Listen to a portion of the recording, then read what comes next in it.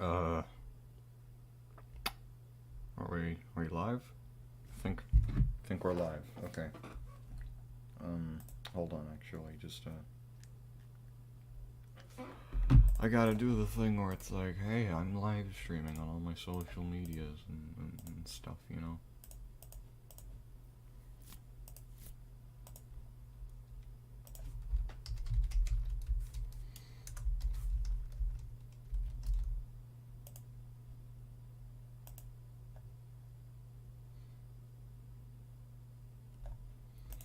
It's like, hey, I'm live, come watch it right now! And I scream at them and I murder them.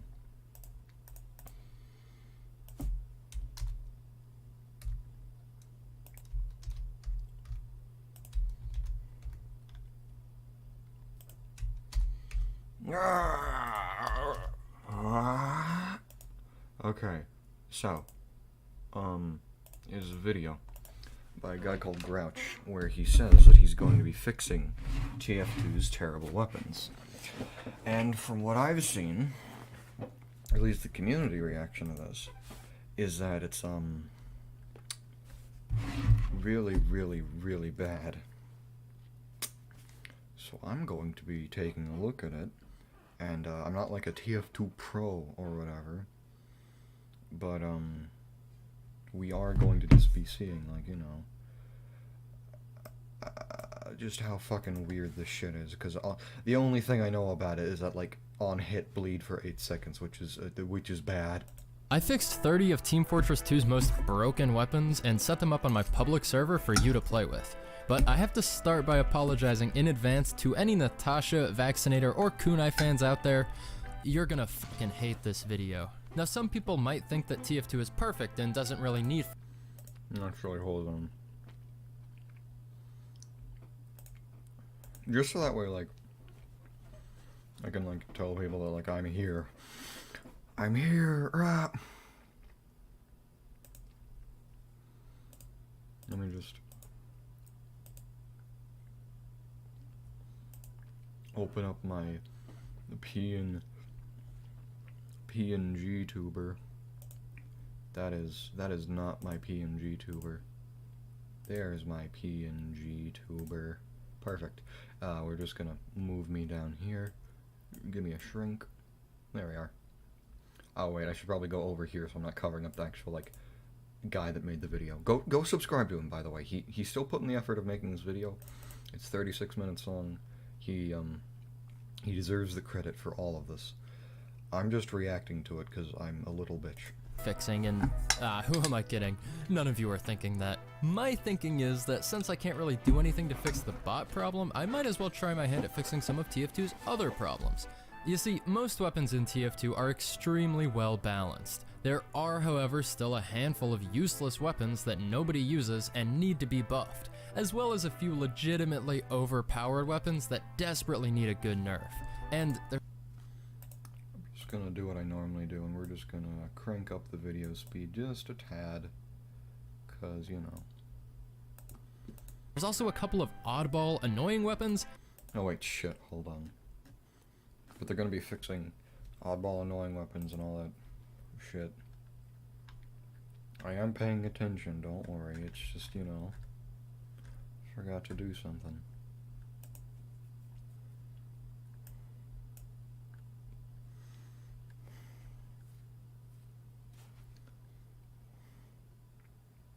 Where is it?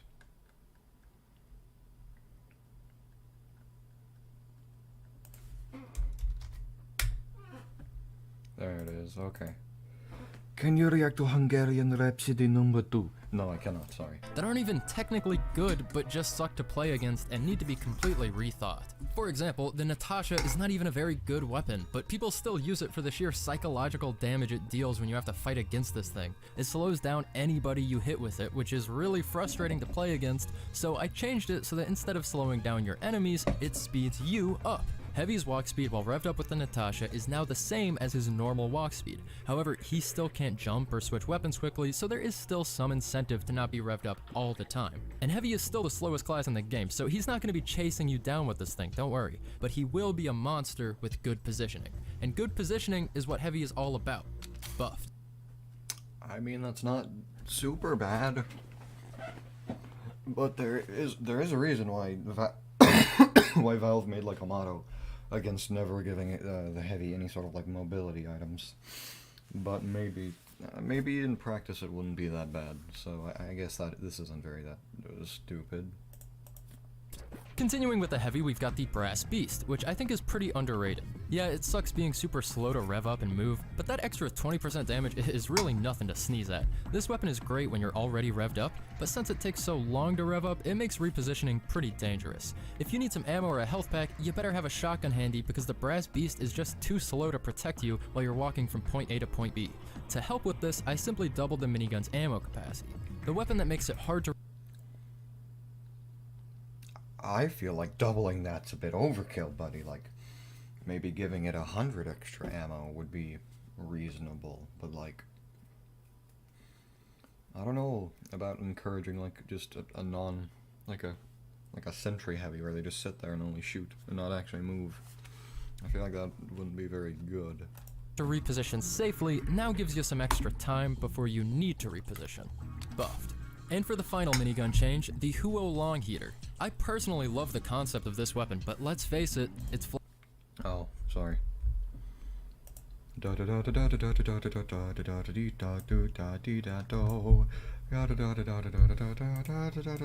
useless. The Rings of Fire are a great... Okay, I think that's good now. I personally love the concept of this weapon, but let's face it, it's flat out useless. The Rings of Fire are a great gimmick, but losing 4 ammo a second to produce them is a mighty price to pay, and it doesn't end up being worth it 95% of the time.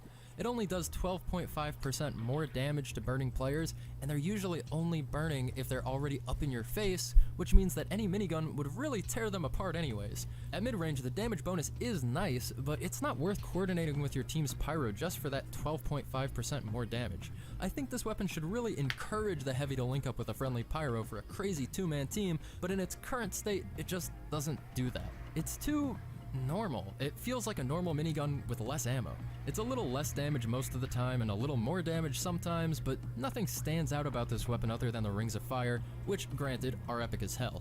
I decided to increase the damage penalty to minus 25% so it's harder to fight non-burning players, and instead of doing 25% more damage to burning players, it does 33% more damage in the form of mini crits, which end up turning into the normal minigun damage when combined with that minus 25% damage penalty because of math. So, what's the point? Well, mini crits are unaffected by damage falloff, so fighting a burning target close up won't really be any different. But fighting a burning target at mid-range or long range will be absolute hell for them. I'm hoping this will give the Huo Long Heater a more specialized role in the game, but since I haven't actually used these weapons in an actual match before, I'd love for you guys to play on the... I feel like you should have done that. Of like playtesting the weapon ideas that you were making, buddy, because like that's how you figure out if it's even like good in a small sense, like a small biased sense, like to talk. And also getting rid of damage fall off for the Huo Long Heater is like, okay, I get that, but maybe also just like add like less damage fall off. Like it's still like you can still hit him from a good distance away, but like I feel like it might just turn into, like, a more situational ambassador, you know?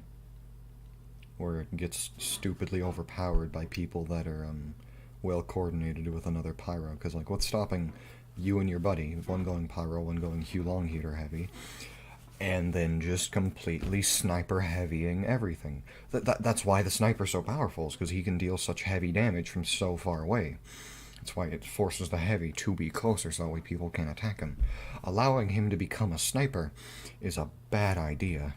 The server yourself and tell me what you think. Buffed. Now for some sandwiches. The buffalo steak sandwich is now eaten twice as fast and deploys and holsters a good bit faster too, allowing for high damage melee Heavy to be less of a premeditated gimmick and more of a spur of the moment plot twist during a teamfight. Buffed. And the loc. Okay, yeah, that's pretty good, I feel like. Because, like, it's meant to be like you get guaranteed crits, but in exchange, you take some more damage, and you can only melee people, so it's not that bad. But you should probably, maybe, I don't know, like, has a longer recharge, just in case. But I haven't played with these either, because, like, TF2 server no longer available. See? So even if I wanted to, I couldn't play with them. Focus bar is now eaten 4 times faster and deploys in holsters significantly faster, making it more of a mid-battle snack rather than a full-course meal. I've always thought it was the weakest sandwich since it only heals a small fraction of your health, and that 50 bonus health might seem nice, but it doesn't actually increase your overheal capacity, so if you're using a medic on your team, which you should be, it kind of becomes useless. This new design will allow Heavy to take multiple bites pretty much back to back, and will allow him to cut his snack time short anytime he likes to jump back into battle. It still increases your max health, and it still doesn't heal much, but now it's way harder to be caught with your pants down like with the other sandwiches. I guess that's fine, but giving Heavy a relatively quick recharge 50 health is, that's a bit much. That's a lot. It's a lot to give. Buffed. And for our last Heavy change, I tried to do something us Heavy fans have been wanting for a long time, a Heavy subclass. If you don't know, a subclass is basically any weapon or combination of weapons that radically changes how a class is played, while still allowing them to fill their niche role. Think Huntsman Snipers, Demo Knights, and Battle Engineers. Oh yeah, by the way, hello Pravi, Demon Tomfoolery, and Strange. Welcome to the stream. Heavy has never had a true subclass, so here's my attempt. The Big Business, previously known as the Family Business. What once was a slightly different shotgun side grade is now a complete and total death machine on par with Heavy's miniguns. It still has 7 shots in the clip, but instead of boringly just firing a little faster and doing a little less damage, it gives Heavy a speed boost anytime he hits an enemy with the thing. And if he eliminates the enemy entirely, they'll drop a small health pack that Heavy can swoop in and grab with his speed boost. Fat Scout has arrived. Tell your... Oh, I like that. That seems cool. Okay, the only issue I'm seeing is just that, like, when it comes to a subclass, usually you're trading off the benefits of the subclass for something else. Like, with Battle Engineer, you're trading off your massive defensive sentry for a tiny sentry. For Demo Knight, you're trading off his projectiles and explosive damage for pure melee power. So, like, you'd have to make a new item entirely to fill the primary slot that synergizes with this new shotgun. So that way the Heavy can't just, you know, pepper spray someone from across the battlefield for 3 damage, and then whip out his minigun and start bum rushing people, you know? Your friends. Now, obviously this is a direct upgrade from the normal shotgun so far, and it is a direct upgrade to the normal shotgun. Until you switch to your minigun and realize that 75% of your ammo is gone, permanently, which means... Oh. I guess I should have kept watching forward, my bad. No spam fire, no busting up sentries, and 75% less ammo from all ammo packs and dispensers. You've really got to use your minigun sparingly, if at all, if you're gonna run the big business. Buffed. Alright, well that was fun talking about Heavy and all the goodies he got for Christmas this year, but buffs aren't the only thing I'm dishing out today. It's time to move on to a class that has had it too good for too long. These nerfs are long overdue. Some of you are gonna love this, and just as many are probably gonna hate it, but let's just face the facts, it has to be done. It's time to nerf the sniper. All sniper rifles have their primary ammo capacity cut in half, and now fire tracer rounds. Stealth is Spy's thing. I'm sick and tired of snipers hiding in the shadows getting cross-map insta-kills without anybody knowing where they are. And you might say that good communication fixes the problem of stealthy snipers, but it really does not. First of all, good communication is supposed to be Spy's counter. Sniper's counter is supposed to be good positioning, you know, staying out of his sight lines. And how are you supposed to position yourself accordingly if you don't know where the sniper even is? You can't expect an entire team to know every map's callouts just to deal with snipers. Calling out a spy is effortless. Spy is heavy, spy on carts, spy on sentry, spy at spawn, but snipers don't stick to landmark locations like carts or sentries. They could be anywhere on the entire map. If you're on Badwater and you say sniper on rocks, that could literally mean like 4 different things. And since they're a long-range class and Spy is a short-range class, actually getting to the position takes time, so they have a longer time to reposition than a Spy does. And so the stealth pick class, Spy, is easier to pinpoint verbally than the non-stealth pick class, Sniper. That is a massive fucking problem. If a Spy kills you without you ever seeing him or knowing he exists, you think, man, what a good Spy player. If a Sniper kills you without you ever seeing him or knowing he exists, you think, well, that's an annoying spot. How am I supposed to fight against that? I say, no more. I've just had enough. The reduced ammo will force Sniper to reposition more often or pick sniping spots near ammo packs, making it easier to spot snipers and kill them while they reposition, and make it easier to predict where a sniper might be camping out at. The tracer rounds will also encourage a sniper to reposition more often so he's less predictable and allows players to actively consider enemy snipers' sightlines during. I like this a lot. I'm sorry for being silent for so long. I don't want to be one of those reaction types, you know. But this is a good idea. I like this a lot. Obviously in practice, might have a lot of changes, but like forcing the sniper to actually reposition more often, I like that. I like that a lot. Because, you know, the entire thing is that with Spy, he's stealthy, but if you have good awareness, then he won't really be a big issue. Sniper also requires you to have good awareness, but a little bit, he can fucking kill you from another country is the issue. So, I like this. Tracer rounds revealing his location. Mwah, beautiful. During combat, instead of just being in the middle of a team fight and getting your head blown off out of nowhere. Because you get to see all the shots the sniper hits, and the ones he misses, you're able to perform a little bit of mental calculus to deduce just how accurate this guy really is, what targets he's prioritizing, and what all he's really able to see from his position. Nerfed, nerfed, nerfed, nerfed, nerfed. And now it's time for the old switcheroo, the Hitman's Heatmaker, which is the exception to literally everything I just said, because this guy does not fire tracer rounds unless the focus ability is activated. I did, however, increase the body shot damage penalty from minus 20% to minus 66%. A normal sniper rifle does 150 damage on a fully charged body shot, and the Hitman's Heatmaker does 50.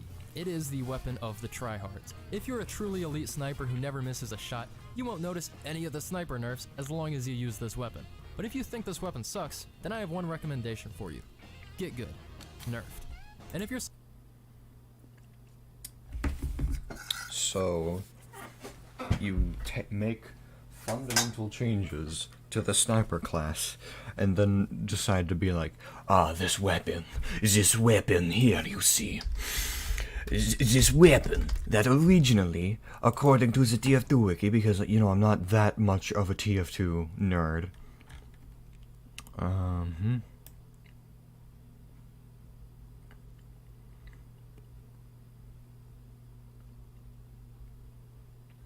Which is normally supposed to, like, reward you for getting a lot of kills by allowing you to, like, steamroll into more kills by charging up faster and not having to rescope constantly.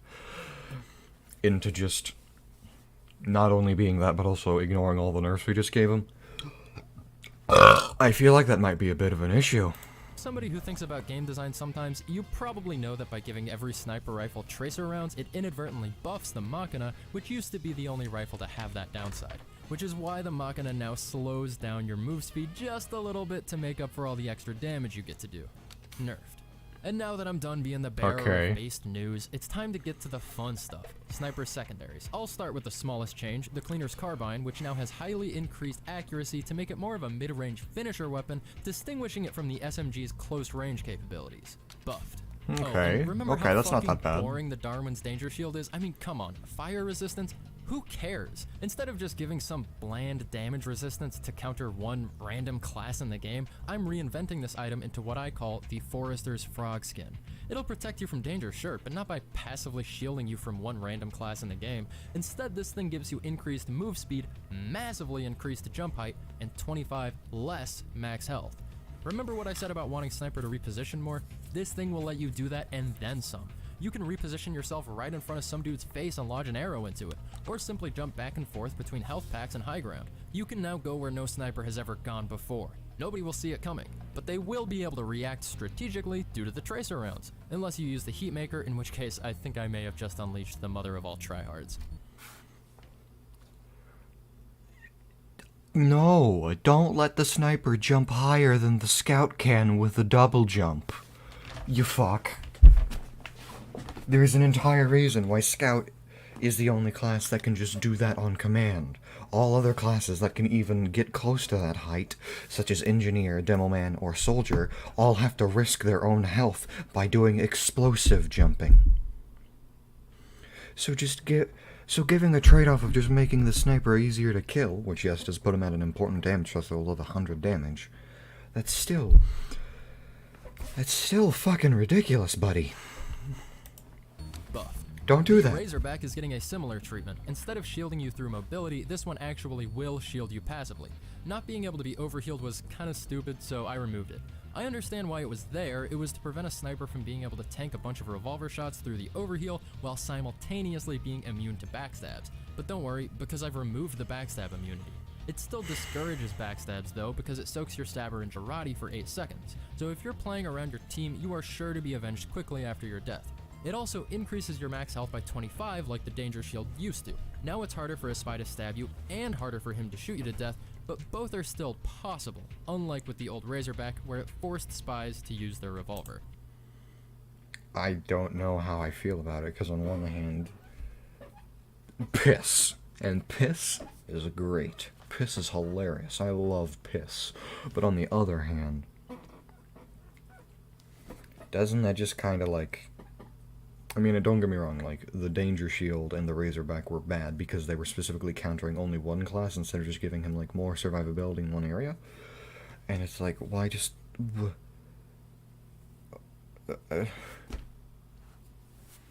You still die, but then he gets 8 seconds of Jarate? 8 seconds of Jarate. How long does the normal Jarate last?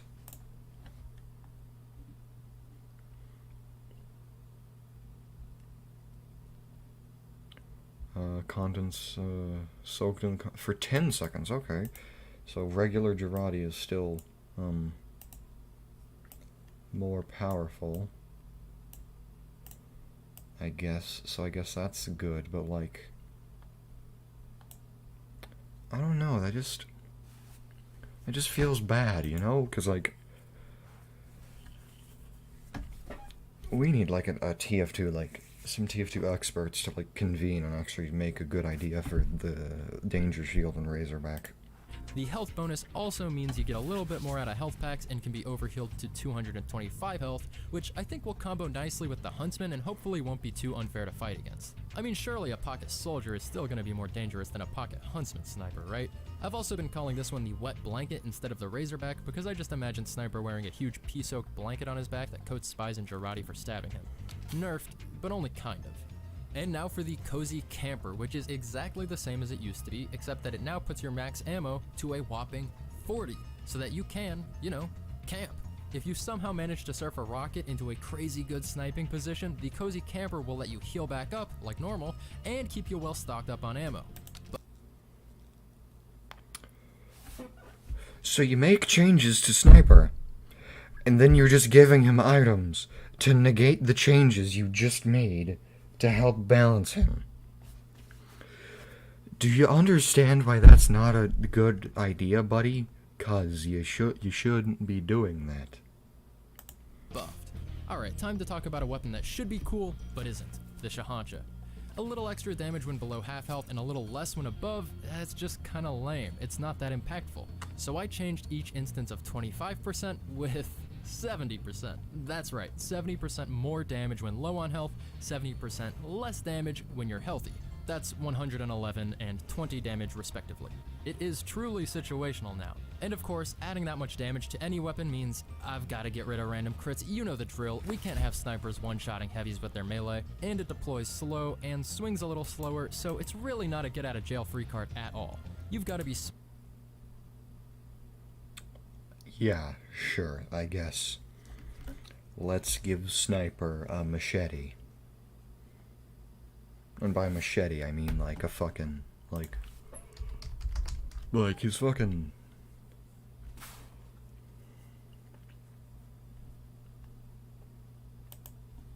I don't know, it just feels weird to let the sniper do 110 damage. Cause that can fucking... In melee, I mean, cause like... I don't know. Smart if you pull this thing out or else you're toast. But even with all the downsides, I still think it'll be better, or at least more fun, than the original Shahancha. It is a guaranteed 111 damage after all. That should make any scout or spy think twice about chasing you around that corner. Buffed. And speaking of spies, let's talk about the Tribalman's Shiv. In normal TF2, it's a decent way to reveal spies, but nowhere near as good as the Jarate. So I just leaned into the bleed a little more and made it do less damage on hit with longer bleed time, meaning it does 87 damage over the course of 10 seconds instead of 81 damage over the course of 6 seconds. 10 seconds is also how long I last, how long Jarate lasts.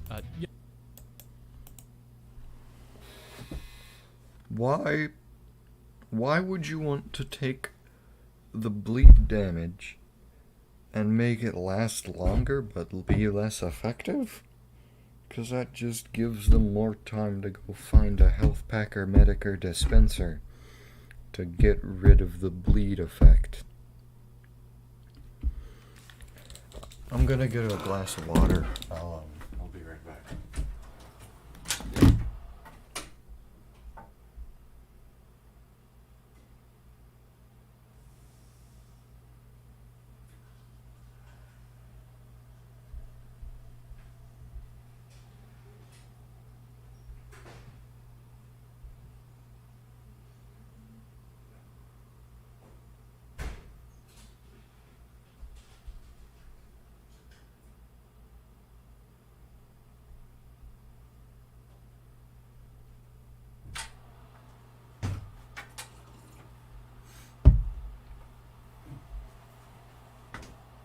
Okay, I'm back, and I got water.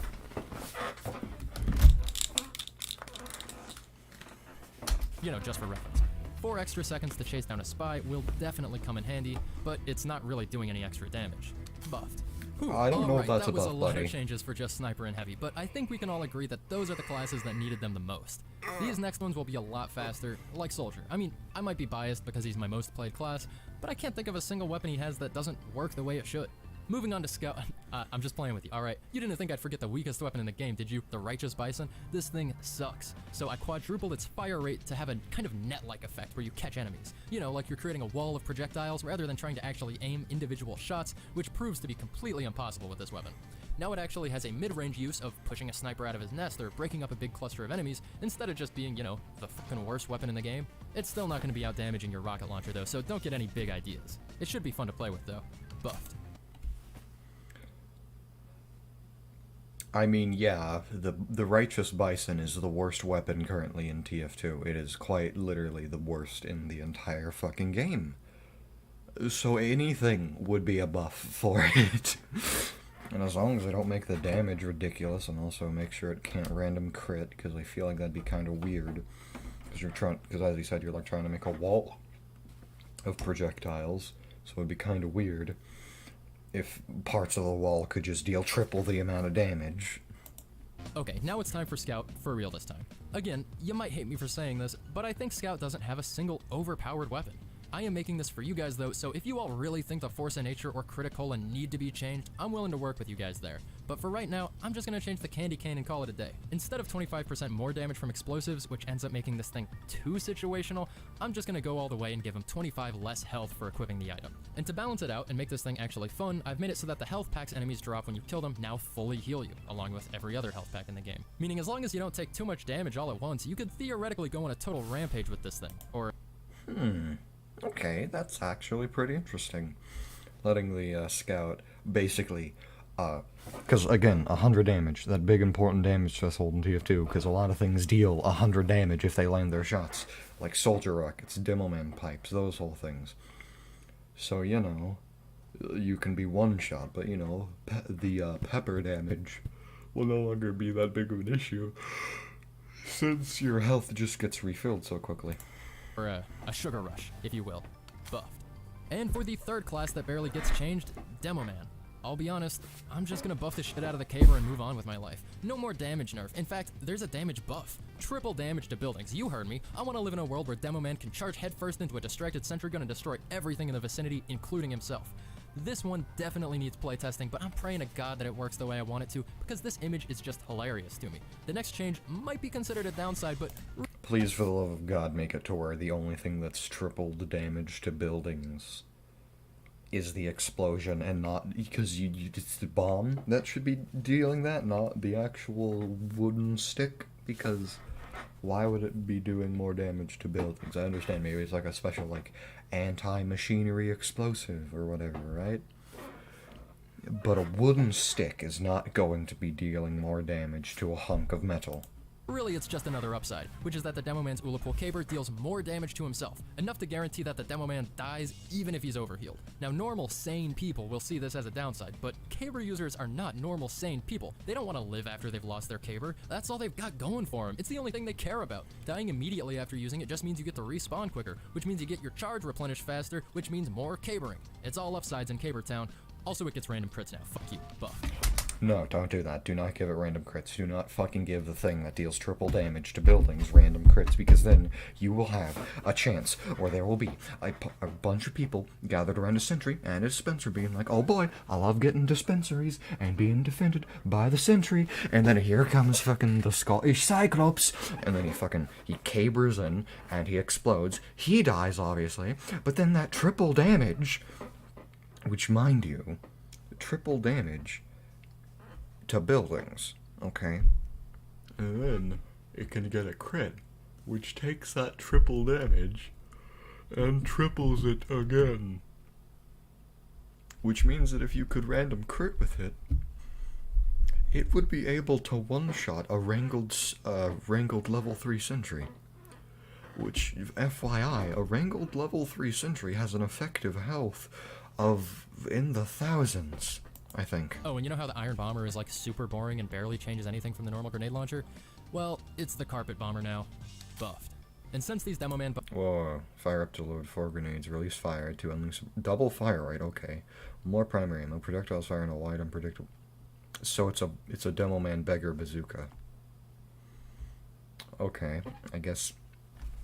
Why the fuck not, you know? buffs might bother some engineer mans, I'll go ahead and tell you about the Texans' new toys. The Pumpson now fires faster, like the Righteous Bison, but not as fast, and reloads slower. And instead of draining Uber and Cloak, it just drains twice as much Cloak now. There is just no fucking reason Engineer should be capable of single-handedly destroying an Uber push on his own goddamn sentry. Since spies can get a ton of Cloak from destroyed buildings, this shouldn't be too annoying for spy players unless they're using the Dead Ringer. In which case, if you don't have the Dead Ringer active, it's gonna disable it for a couple of seconds, and if you do have the Dead Ringer active, you're gonna get about, 1 millisecond of Cloak before the Engineer comes at you with his wrench. I think it's about time we saw some Dead Ringer counterplay from Engineer, don't you? Buffed. Okay. Okay, yeah, I like that. I don't know if it'd be super balanced, but I think it would work well. Time to make every engineer main watching this very angry. The Jag is too strong. It just is. Everyone uses it, and for good reason. The repair penalty is barely even a penalty due to the increased swing speed. I think the Jag should be great at getting buildings up quick, but bad at keeping them up. So I increased the repair rate penalty from minus 25% to minus 40%. You can still use the Rescue Ranger to repair quickly, so this shouldn't be too bad, but I'm really tired of the Jag reigning supreme over all the other wrenches. Nerfed. Hopefully this change will give other wrenches a chance. I mean, yeah, the Jag is fucking like thebomb.com when it comes to setting things up quickly, and then just like being a fucking pain in the enemy side by having a sentry that just won't fucking go down. So yeah, I think that's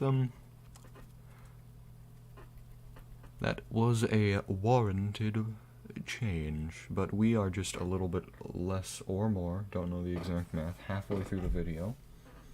So how are you guys doing in chat? What are you guys doing? What are you guys up to?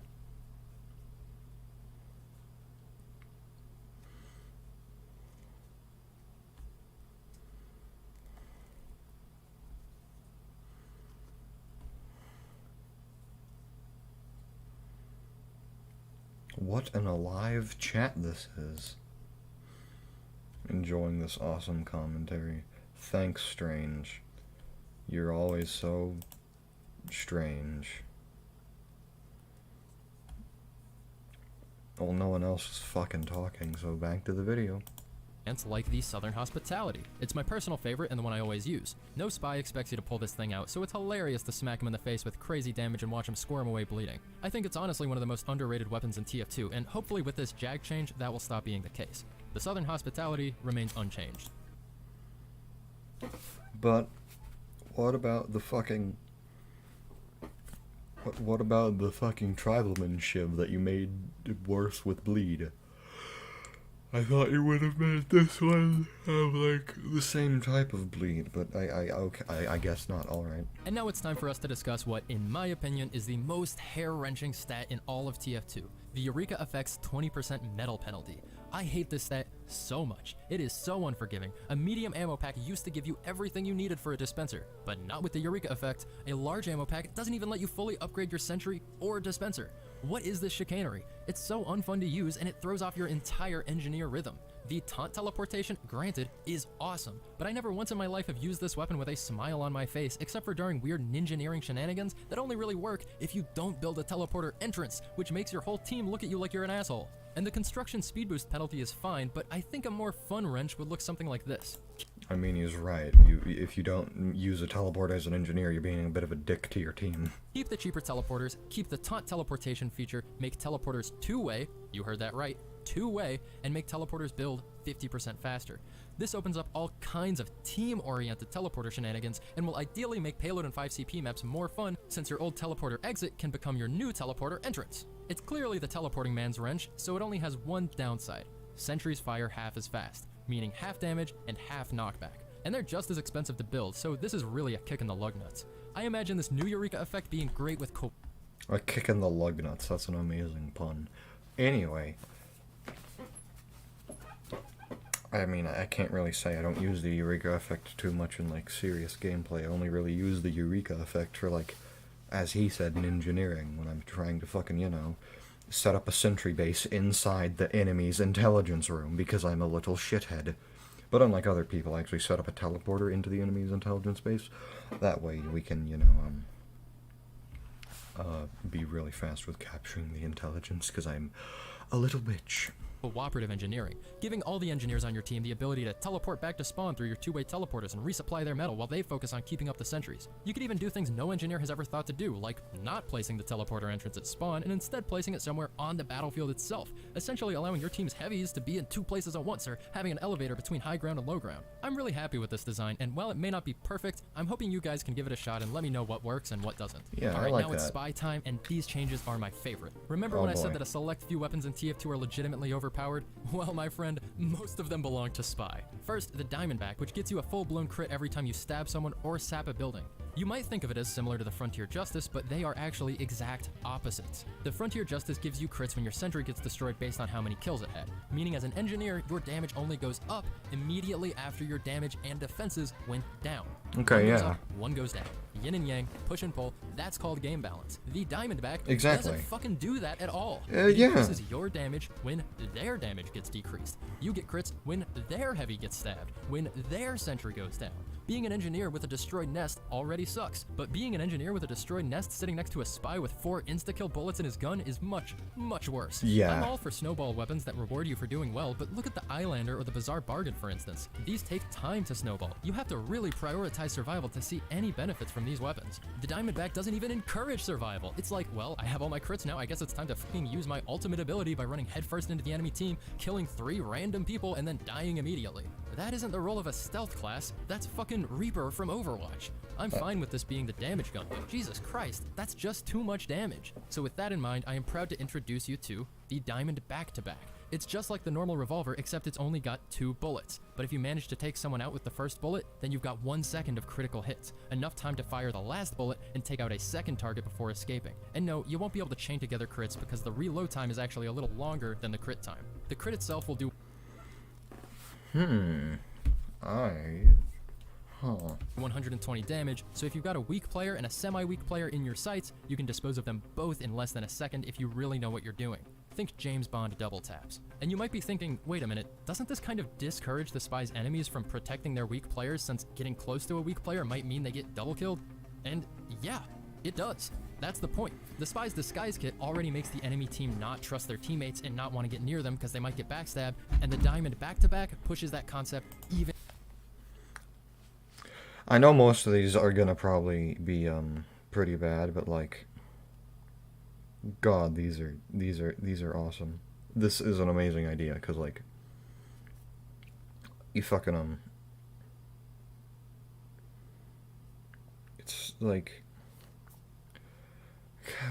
because the original Diamondback was bad, because rewarding you for crits for just doing your job as the spy is a bad idea. But this, I like this because it encourages the spy, who can already see the health of the enemies, to it encourages him to attack other like low health enemies already, so that way he can like deal some more hefty damage to guys that do have more health, or like take out a guy that would have been above his regular damage threshold. You know? Also, hello, Snoozy Cube. And also, who did you mean by you wanted to put in a box, Demon Tomfoolery? Even further. With this new design, I'm hoping that a spy can break the enemy team's psychology just as well as he can stab their backs. I absolutely adore the idea for this item, but I can totally see it being broken in practice, so you guys will again have to try it out and let me know. Nerfed. It's better Alright, than the moving on to original, I'll Spy's give him other that. broken weapon, the Conniver's Kunai. Here's how the old version worked, or didn't work, rather. You sneak around with low health until you get a backstab, and upon a successful backstab, immediately gain a ton of health to help you escape. The problem here is that, and this may come as a surprise to you, Spy can go invisible, so... Well, don't put me in a box.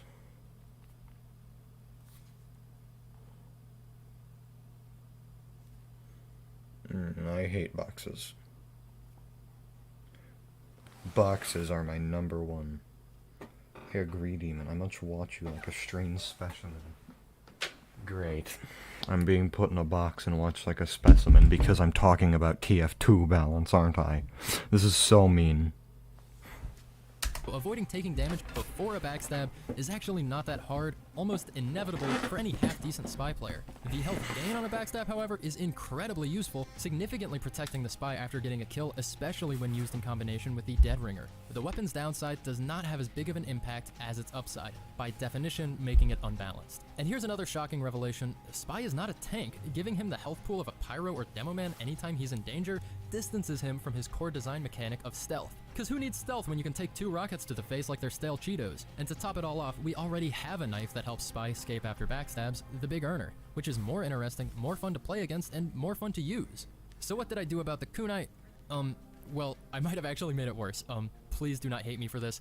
I turned it into a throwing knife. Just hear me out, okay? No. It was already one of the most unbalanced weapons in the game, right? So You're making a throwing knife for the guy that's meant to be a close range class. I will fucking murder you. Not actually, this is not an actual threat. And also, yay, I love Dr. Pepper. I'm willing to get experimental and try out this potentially crazy overpowered design. I think it'll work, but I could see it totally blowing up in our face. It's just a little more melee range. That's it, right? You've still only got 70 health with no health regen, plus it deploys a little slower too. It could be balanced, right? I mean, maybe, who the hell knows? Nothing like this has really been tried before for Spy. But remember all those cool throwing knife designs on the Steam Workshop? Didn't you ever wonder what could have been? The kunai already looks like a throwing knife. I just took it a step further and actually made it one. That's not a throwing knife, that's just a knife with more range. The whole thing with a throwing knife is that after you throw it, you have to go grab the knife back, or else you don't have a knife anymore. I'll be honest, the rest of the balance changes I've made in this are, you know, based on logic, based on experience, based on good design principles. But this one, I just kind of vibed out. I'm sorry if it sucks, we can always change it later if we need to. Nerfed, I hope? Alright, time to get back to the realm of reality. The Enforcer is pointless, and it's time for it to be changed. Oh, Forget no. everything you know about the Enforcer. I'd like to introduce you to l'Exécuteur. You'll never guess what that's French for. With this thing, you've got 1 bullet per clip, less damage, less reserve ammo, and 2 times slower reload speed. Pretty good so far, huh? It only has one upside too. On hit, bleed for 8 seconds. This is the weapon this video has been memed about for. Bleed for 8 seconds on hit. So, instead of allowing the revolver to be a backup option for the spy when his backstab opportunity falls through. Instead, what you have done is turned it into a can of pepper spray, because you will deal a tiny bit of damage, and then next thing you know, they start taking away their health, and they're like, uh-oh, I gotta bleed. I better get out of here. And so they scurry off to a medic dispenser or med kit, and then the bleed goes away. Bleed for 8 seconds. Why 8 seconds? Like, just fucking... You could make the fucking bleed be, like, absurd, but be real short, so it's like, you know? Instead of being like a ding, ding, ding, ding. Instead it's like, ding, ding, ding, you know? But it's not doing that. It's l'executor. Shut the fuck up. That's 64 damage, way less DPS than the normal revolver. Exactly. You might be thinking that it'd be impossible to get any meaningful kills with this thing, and It you know, would. you'd probably be right. Yes. But maybe you don't need to. Why? Hit a sniper with this bullet, and he'll bleed for 8 seconds, That's... taking up to 64 damage if he doesn't find a health pack. Yeah, that's less damage than shooting him with a normal revolver. But this isn't about damage. The sniper will be bleeding for 8 seconds, which means flinching for 8 seconds. Are you starting to get the picture? Sniper already has the ability to disable Spy's cloak for 10 seconds with the Jarate or the Tribalman Shiv, and now the Executor turns the tables. It lets Spy disable Sniper's aim for 8 whole seconds. But don't worry, snipers, you can always equip the Cozy Camper to avoid flinching if this becomes a real problem. Okay, I understand what you mean by that. But then this becomes another weapon that's specifically designed to counter one class, and as previously stated with, like, the Darwin Danger Shield and the Razorback on Sniper, weapons that do that are bad. Those are not good weapon designs to have. Buffed. And how can we talk about Spy without discussing Pyro? And what would a Pyro discussion be if we didn't bring up everybody's favorite flamethrower, the Phlogistinator? This weapon is going to be unchanged, because I don't think the Phlogistinator is the guilty party here. The Flog is the fall guy. What do you mean, the Flog's the fall guy?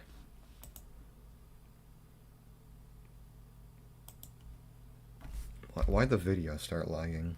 Because I don't think the Phlogistinator is the guilty party here. The Flog is the fall guy. What the hell's happening?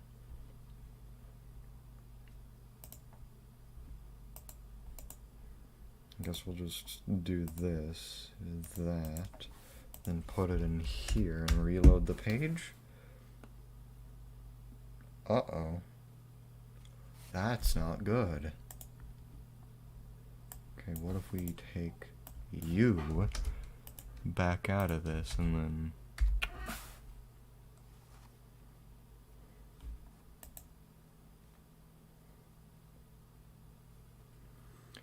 Oh, no. I think something's wrong with YouTube. Okay, do other videos work? No. Okay, shit.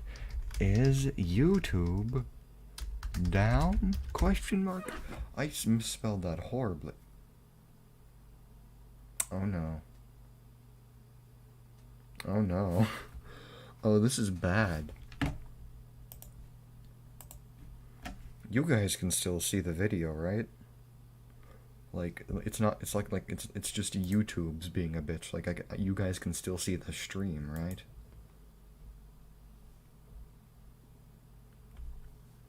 Right? Okay, that's good, but, oh, your profile picture isn't loaded on my, ooh, this is bad.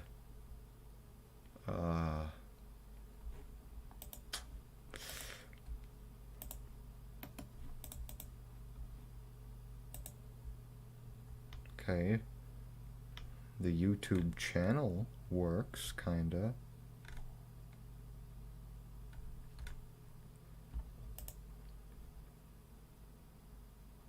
Nothing's happening. Oh no.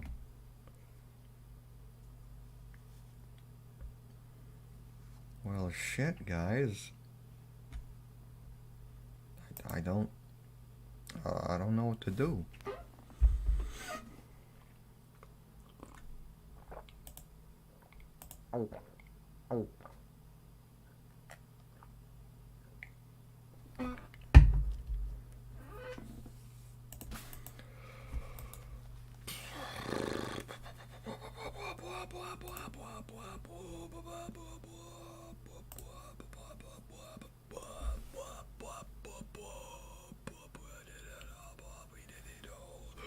This fucking goddamn blows. Okay, we've given it some time. Reload.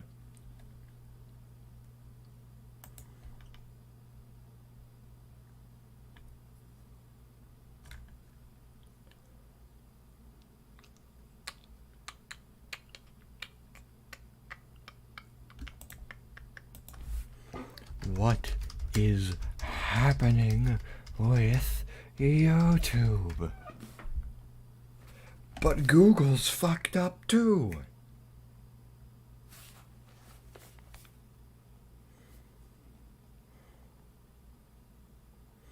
Let me try looking it up on my phone.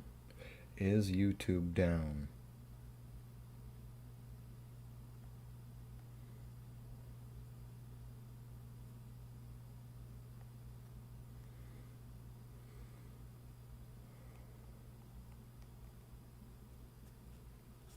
It says that YouTube isn't down.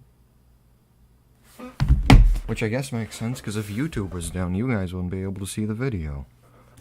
So what the fuck? What the fuck's wrong with you, YouTube? Are you just having trouble loading this one YouTube video? Okay, hold on. Let me try some stuff. Okay. So it's just having it's loading the, titles. It even loaded a couple profile pictures. And it loaded, like, their video lengths, and if I watched them, but it's not loading any of the thumbnails, and there's not a lot of the profile pictures. Oh, there is one video. There's one video with a thumbnail loaded. And it's this thing, so, like... Not even F&F songs are safe, guys. Oh, no. Oh, this is awful. Oh my god, wait. It was able to load an ad. Come on, YouTube, I believe in you. You were able to load an ad. You can load a video, can't you? This is shit, though. Like, fuck, man. Let's try reloading the video. We keep getting the exact same set of recommended videos on the side. It can load the comments. Look, the comments are perfectly fine.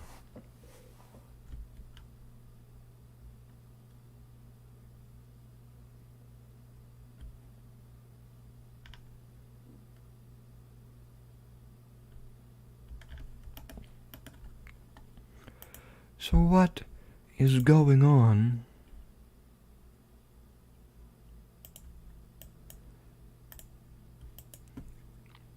With the YouTube.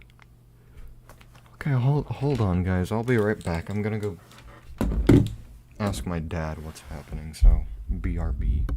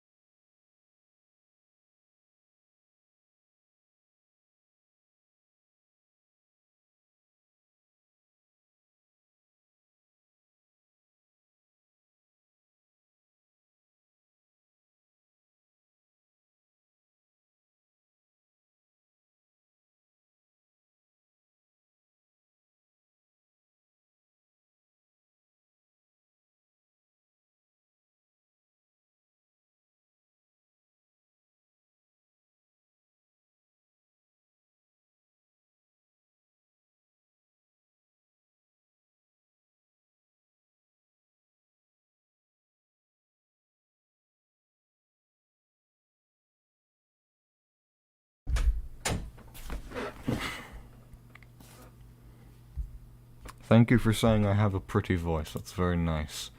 But I have an idea. What if I close out of all the other things at eating up the possible bandwidth? Such as Steam and all that shit, you know?